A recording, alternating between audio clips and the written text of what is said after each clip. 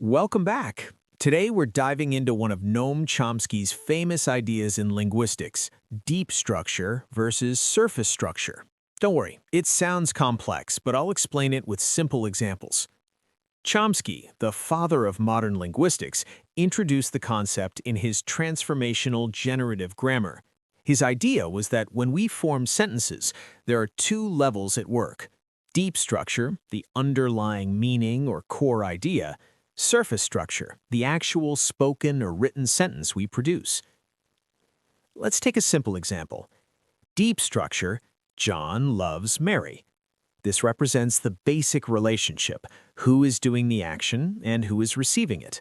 But when we apply transformations, we can get different surface structures. Mary is loved by John. Does John love Mary?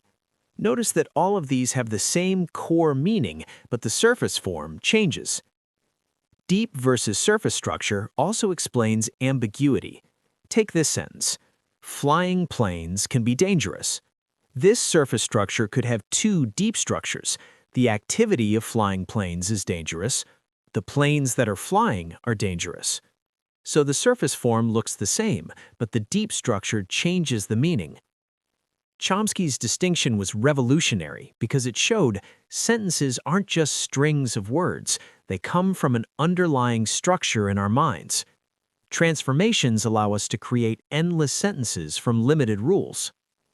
Later, Chomsky moved away from the deep surface structure model with the minimalist program, but the idea is still taught widely because it explains how meaning and form can differ.